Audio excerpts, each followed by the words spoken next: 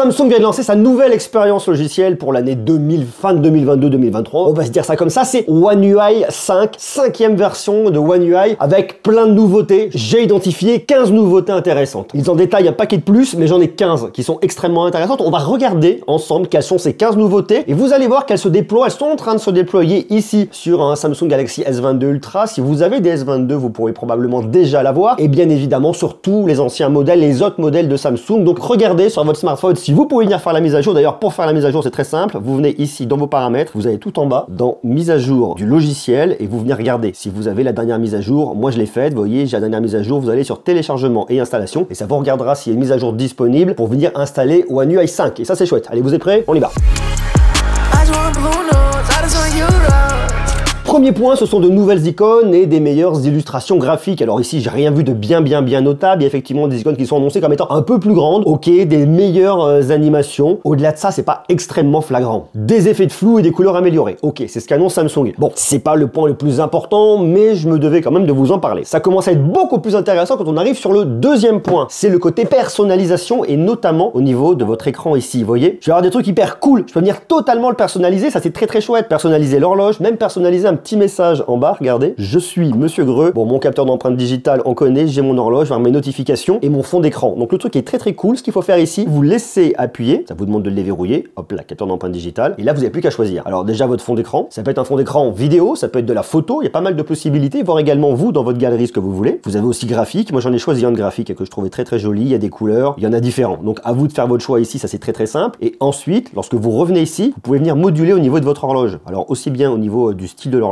regardez, vous en avez plusieurs ici là qui sont quand même plutôt sympas, comme ça, sur la gauche, très centré, avec l'horloge comme ça, avec différentes finitions, avec les chiffres, sans les chiffres. Personnellement, moi j'aime bien celle-là, je la trouve très sympa. Je peux également venir moduler la couleur. Alors je peux le mettre, il y a plein de couleurs, attention, hein, il y a des trucs qui vont vraiment être pas du tout lisibles. Moi ce que je fais, c'est que j'appuie tout au fond, regardez, juste ici, et là je viens choisir et je mets un petit gris, vous voyez, légèrement cassé. Comme ça, c'est pas mal, ça me fait un côté un peu grisé qui est très sympa. Autre chose, je peux venir moduler ici au niveau de mes notifications, savoir si je veux les icônes uniquement ou si je veux le détail. Bon, à vous de voir en fonction de ce qui va vous intéresser. Si vous choisissez avec le détail, vous pouvez venir également moduler la transparence. Soit on voit quelque chose, soit on voit rien du tout, soit on a un petit fond. Après, vous le mettez comme vous voulez. Personnellement, je préfère les icônes uniquement. C'est très épuré. Après, vous pouvez venir aussi inverser automatiquement les couleurs hein, si vous mettez le détail comme ça. Bon, voilà. Moi, une fois de plus, je suis team icône. Et après, vous pouvez venir rajouter un petit message ici. Alors, petit message, ils vous le mettent. Ça peut être des coordonnées, ça peut être un email si jamais vous perdez votre numéro de téléphone. Ça peut être un petit message, ça peut être ce que vous voulez. Donc, moi, j'ai mis je suis Monsieur Greux. Donc, ça, c'est rigolo. Également, les icônes en bas. Vous pouvez venir modifier les petits raccourcis. Alors, mettre une calculatrice, un enregistreur vocal, la lampe torche ne pas déranger et différentes applications que vous allez retrouver. Personnellement, je laisse les appels, je laisse l'appareil photo, ça me convient bien. Donc vous voyez, ça donne un résultat qui est très sympa, qui est très différent. Alors on aurait pu vouloir aller un peu plus loin et avoir la possibilité d'en enregistrer différent comme on a sur iOS aujourd'hui. C'est pas possible. Néanmoins, c'est déjà bien. C'est un pas en avant que nous fait ici Samsung, ça c'est chouette. Donc tac, vous le retrouvez là et après vous venez déverrouiller et vous arrivez directement là. Alors là, vous pouvez venir également moduler votre fond d'écran, personnaliser, faire comme vous voulez. De la même manière, vous avez plus de palettes de couleurs. Vous avez beaucoup plus de choix, ça effectivement ça vient d'Android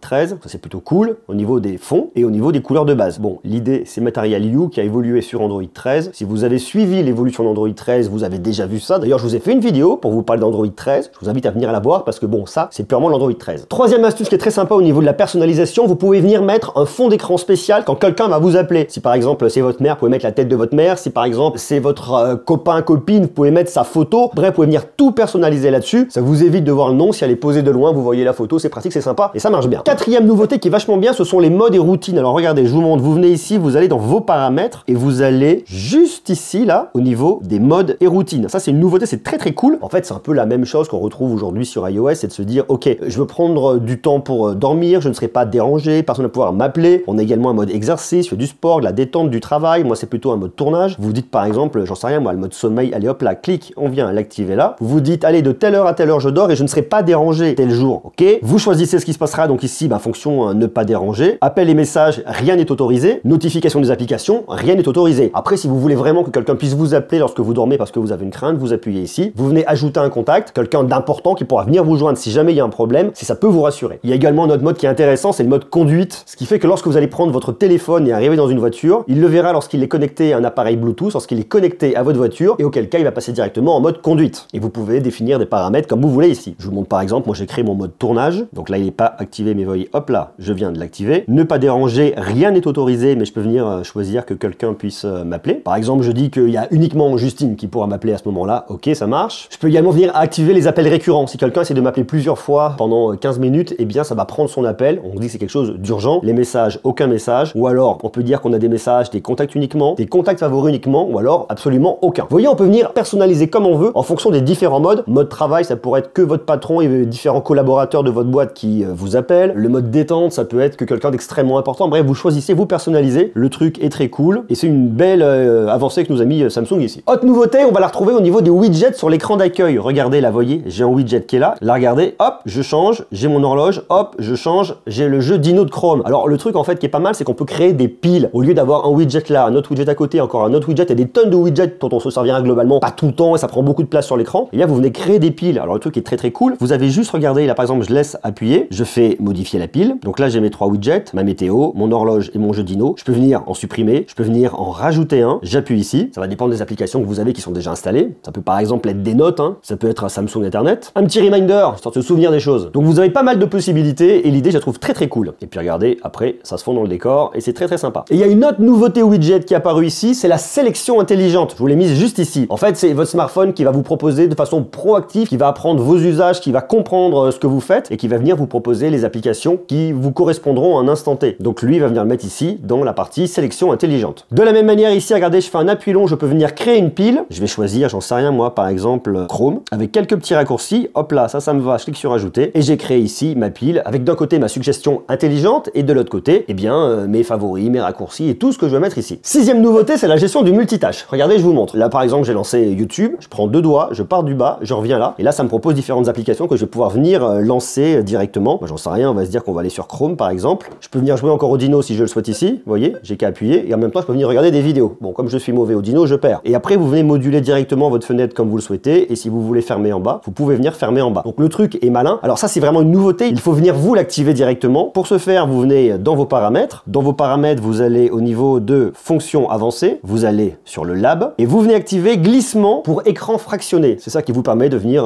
lancer des petites applications très facilement. Il y a un autre truc qui est aussi très cool que vous pouvez venir découvrir ici et que je vous conseille de venir faire. Vous partez du haut là comme ça sur le côté et vous venez mettre une fenêtre flottante. Alors venez comme ça, vous venez la moduler, vous pouvez venir vous déplacer, avoir accès à vos paramètres. Donc l'idée est plutôt cool et la fenêtre flottante, vous pouvez ensuite venir juste en bas et la supprimer ici. Alors je vous montre, vous venez dans fonctions avancées, vous allez sur lab et vous venez activer ça, glissement pour affichage contextuel. Ça vous permet de partir sur le côté et de venir mettre votre fenêtre comme vous le voulez. Vous voyez, je mets la taille, hop là, je la mets comme ça, c'est pratique, c'est sympa, et comme ça après je peux venir la déplacer très facilement et avoir du picture in picture. La 7e nouveauté, elle se passe du côté de toute l'application photo. Alors Samsung nous a annoncé qu'on avait une barre de zoom plus simple. Très honnêtement, je l'ai pas vu parce que pour autant de pouvoir le faire à un doigt, non, je dois lever mon doigt à chaque fois, donc je suis pas convaincu de cette histoire. Ou alors il y a un truc qui m'a échappé, mais je suis pas sûr. Par contre, il y a un truc qui est très marrant, c'est que vous pouvez venir ajouter un filigrane. Alors on se dit, qu'est-ce qu'on va venir faire d'un filigrane? On s'en fout de mettre la marque du smartphone. Non, on peut aller plus loin. Regardez, je vous montre. Vous allez dans vos paramètres de photo juste ici et vous allez activer le filigrane. Une fois dans le filigrane, vous cliquez dessus. Là, vous pouvez mettre le nom du modèle. Alors très honnêtement, ça c'est le Samsung Galaxy S22 Ultra, on s'en fout. Mais vous pouvez venir l'éditer. Si par exemple vous faites, j'en sais rien, moi, une photo, faites un portrait pour quelqu'un que vous aimez bien, vous mettez le nom que vous voulez. Vous pouvez mettre portrait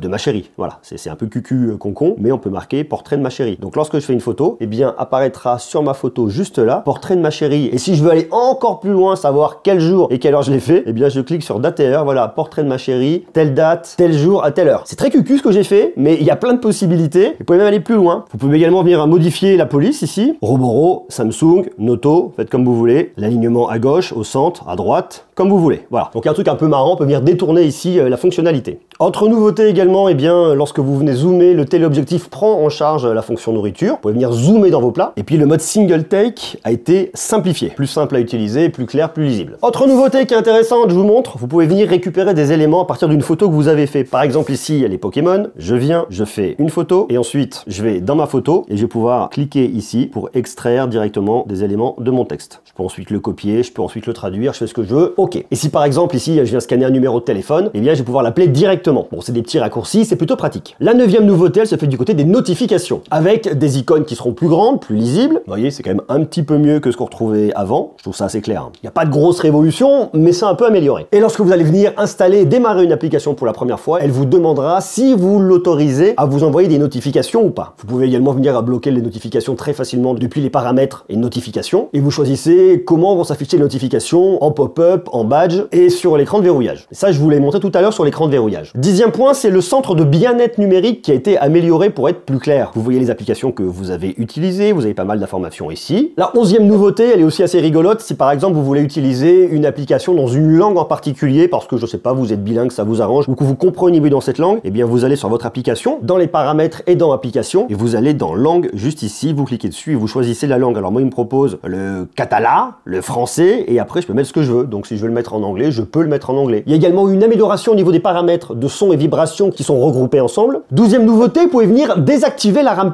Si vous savez pas ce que c'est, eh bien votre téléphone va pouvoir utiliser de la ROM, donc de l'espace de stockage, pour le transformer en RAM pour apporter plus de fluidité à votre téléphone. Et si vous voulez pas que ça n'arrive, si vous voulez garder le stockage disponible quoi qu'il arrive, eh bien vous pouvez aller ici. Vous allez dans batterie et maintenance de l'appareil, vous venez dans mémoire et vous allez dans RAM+, juste en bas. Là ils m'ont mis 4 Go. Je peux venir tout simplement le désactiver. Ça c'était pas possible avant. Bon, c'est de la petite optimisation, mais si vous voulez le faire maintenant, vous pouvez le faire. De la même manière, dans la maintenance de l'appareil, il y a un nouveau truc qui est aussi intéressant, c'est l'optimisation automatique. En gros, si vous activez ça, votre téléphone il redémarrera lorsqu'il sent qu'il y a un bins que ça va pas. Donc vous cochez cette case là et votre smartphone redémarrera tout simplement en cas de besoin. Autre nouveauté au niveau de la sécurité, la partie sécurité et confidentialité a été revue, corrigée avec un nouveau tableau de bord pour venir paramétrer plus facilement la sécurité sur votre smartphone. Allez, je vous montre la 15e, elle est plutôt rigolote, je sais pas si elle servira beaucoup. Vous venez dans votre horloge et dans votre horloge, vous avez la possibilité de mettre 3 minuteurs. Si vous dites par exemple, je suis en train de cuisiner, c'est con, j'avais qu'un minuteur par exemple, je vais mettre l'eau des pâtes, j'en sais rien moi, je vais me dire, allez mes pâtes en 8 minutes, elles sont cuites al dente, ça va bien. D'un autre côté, je vais me dire, bon alors en même temps, attends, j'ai le poulet c'est 1h15 parce que je suis sur 1,5 kg, allez, je me fais ça. Et puis de l'autre côté, j'en sais rien, je suis en train de concasser des tomates, j'en sais foutrement rien, vous mettez ce que vous voulez. Tiens, j'en sais rien,